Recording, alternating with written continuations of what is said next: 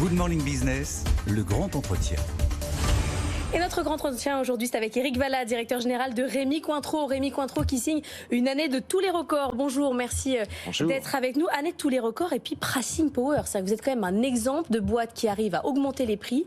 Il n'y a pas d'effet sur les volumes. On vous suit. Ça, c'est quand même sympa.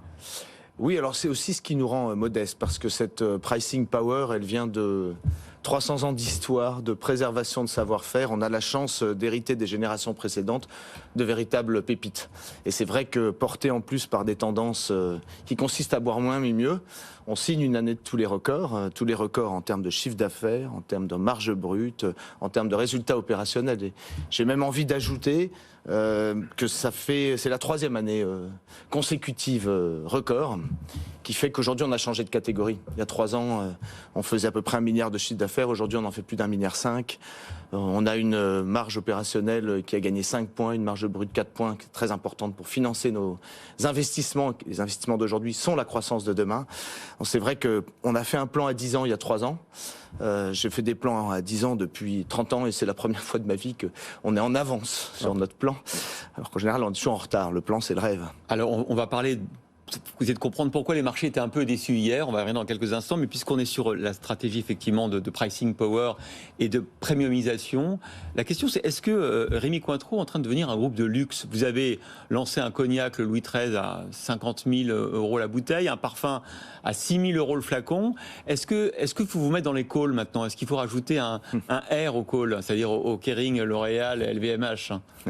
Non, alors on n'oubliera jamais qu'on est un groupe de spiritueux. Et c'est important, c'est ce qui nous définit.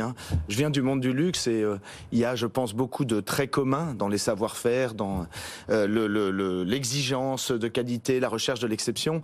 Mais on est aussi un groupe de spiritueux et les spiritueux, c'est vrai que c'est des produits de célébration, des produits de partage. Donc c'est un rapport au monde qui est différent. Donc on est les deux, j'ai envie de dire. On est un groupe un petit peu atypique qui est à la fois un groupe de spiritueux et qui est en même temps un groupe de luxe parce qu'on a la chance d'être défini d'abord par une marque qui s'appelle Louis XIII, qui est peut-être la seule vraie marque de luxe du monde des spiritueux et qui nous permet de porter plus loin nos actions sur ces produits-là. Avec des produits à 50 000 € la bouteille. Avec des produits à 50 000 € la bouteille, et même on a fait plus dans le passé. On vient de sortir effectivement une édition limitée. Et c'est quoi ce parfum à 6 000 €? Qu'est-ce qu'on met dans un parfum à 6 000 €? De l'or, du diamant? Alors merci pour cette question, parce que j'aime souvent dire que ce qui définit un produit de luxe, c'est pas son prix. Le prix, c'est la conséquence. Une marque de luxe, une marque d'exception, d'ailleurs, que je préfère comme terme. C'est Maison Psyché, votre parfum. Oui, tout à fait. C'est d'abord un produit de très grande qualité, une marque aspirationnelle, et puis une expérience hors du commun. Et en fait, Maison Psyché, c'est ça. On a créé un nouvel artisanat dans le monde de la parfumerie. On a associé les savoir-faire de deux mondes, celui des spiritueux et de la parfumerie. Et en fait, on a fait vieillir les essences les plus rares et les plus belles. Et il se passe exactement ce qui se passe avec nos eaux de vie quand elles vieillissent dans nos fûts à cognac. Elles sont magnifiées, les notes de tête deviennent les notes de cœur et la colonne vertébrale est renforcée. Donc on a créé de nouvelles essences. Alors tout ça, ça aurait dû faire monter votre cours de bourse hier. Raté, il a chuté d'un peu plus de 3%. 3,8, ouais. 3,8 de mémoire. Qu'est-ce qui n'est pas passé auprès des investisseurs? C'est le problème de la dette. Elle est beaucoup plus élevée qu'attendue. 536 millions d'euros. C'est ça qui pose problème? Les investisseurs se focalisent là-dessus?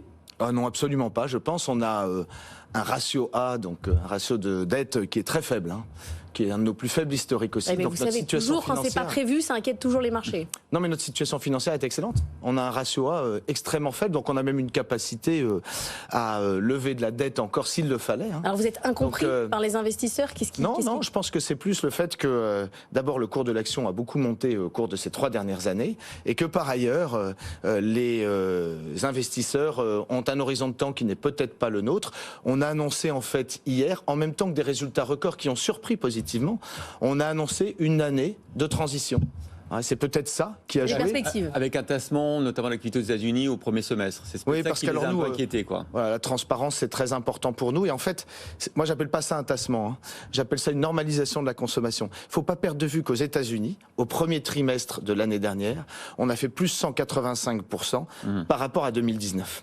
Ah oui. Et par rapport à l'avant-pandémie. Oui, par rapport à l'avant-pandémie. Ah oui. Alors, sur une moyenne de progression à 58%, ce qui veut dire que le deuxième semestre sera beaucoup moins fort en croissance. Les comparatifs n'auront rien à voir. Donc, il y a une part mécanique dans tout ça qui est extrêmement importante. Mais on a tenu à être transparent et à le dire. Et ce qui est important de noter, c'est que le premier trimestre de l'année dernière, ce qui fait que ce chiffre d'affaires était très important, c'est pas uniquement la demande, c'est qu'on terminait les exercices précédents en rupture à chaque fois, tellement la demande était élevée. Et donc, en début d'exercice, on remplissait les tuyaux et les produits partaient très vite.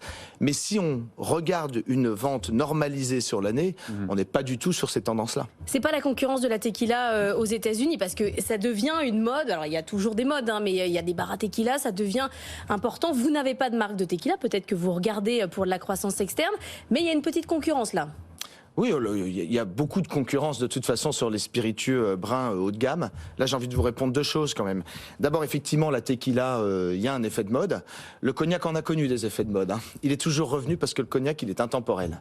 Donc, on n'est pas particulièrement inquiet. La deuxième chose, mais c'est une réalité en revanche, que la tequila a très fortement progressé et qu'elle s'intéresse aussi à des clients de spiritueux bruns haut de gamme. Maintenant, la tequila aujourd'hui se normalise aussi. Donc, moi, je considère qu'on n'est plus dans un contexte de perte de part de marché aujourd'hui. On est au contraire dans un contexte de reconquête. Mais surtout, les cognacs, c'est seulement 6% des spiritueux consommés aux États-Unis. Et 25% des clients de spiritueux bruns haut de gamme seulement boivent du cognac. 25% d'entre eux en plus considèrent boire du cognac. Donc dans le futur, donc les opportunités restent légion. À nous d'aller les chercher. Avec la tequila en plus, mais qui attaque plus l'entrée de gamme. Et nous, on n'est pas dans l'entrée de gamme. Tout à l'heure, on commence au grade VSOP, c'est 4 ans. L'entrée de gamme commence au grade VS, 2 ans d'âge. Nous, on est au-dessus, donc on est un petit peu moins attaqué par ailleurs. Tout à l'heure, vous parliez de la temporalité des investisseurs. Vous disiez, nous, on regarde à long terme. Parce que vous êtes une entreprise familiale, ça change un peu la donne. Les Dubreuil qui ont toujours 55% du capital. Ça change la manière, vous venez d'autres groupes de luxe, ça change la manière dont on investit et dont on regarde la temporalité, les perspectives. Alors moi, j'ai toujours travaillé pour des familles actionnaires. Et ce que je peux vous dire, fort de cette expérience-là, en tout cas, c'est que ça change les choses à 3 niveaux pour moi. Et ils sont tous les 3 très importants. Le premier niveau, c'est qu'une famille actionnaire de référence, parce qu'elle n'est pas seule actionnaire, mais de référence, ça donne un cap. Et ça donne de la cohérence dans le temps. Moi, dans 15 ans, je serai à la retraite. La famille, elle sera toujours là. Donc ça, c'est très important et ça définit qui nous sommes en termes de stratégie. Je n'ai pas inventé la stratégie de Rémy Cointreau, ça fait 100 ans qu'on est dans une stratégie de valeur. Alors certes, la famille a fait le choix de ne pas diriger, mais il y a une cohérence. Ça, c'est le premier point.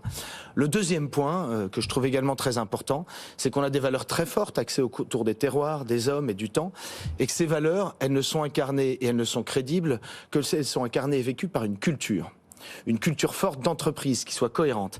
Et la culture, nous, elle est héritée de cette culture familiale. Donc ça donne aussi, ça l'incarne et ça lui donne un vrai ancrage. Et la dernière chose, c'est le rapport au temps.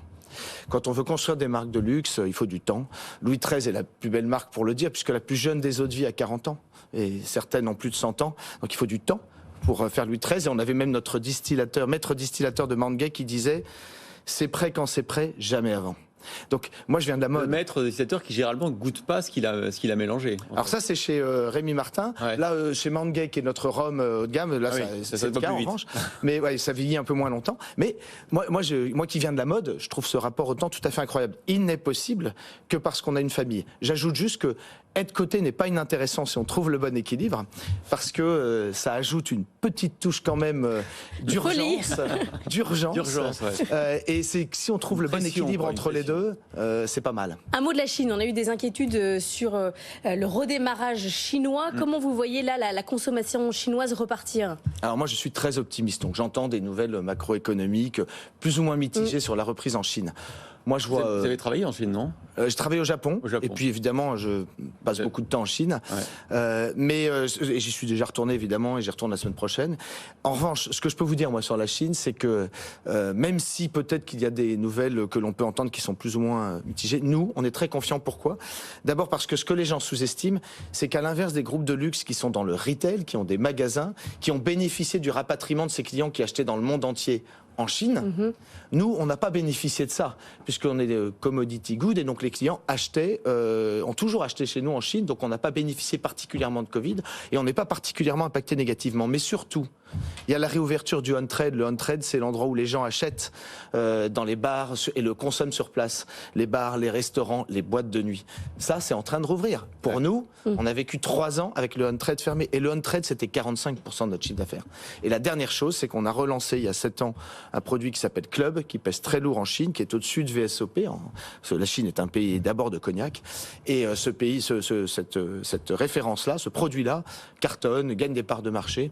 Donc nous, on est très confiants sur une année en croissance à 2 chiffres très soutenue en Chine. En tout cas, tous les grands patrons retournent en Chine. On a vu Elon Musk, Jamie Dimon, Bernard Arnault, vous avez croisé. Je suis ravi d'être comparé à Elon Musk. Vous allez croiser Bernard Arnault parce que lui aussi va en Chine dans les prochains jours. Merci beaucoup Éric Vallat, directeur général de Rémy Cointreau, d'avoir été notre invité.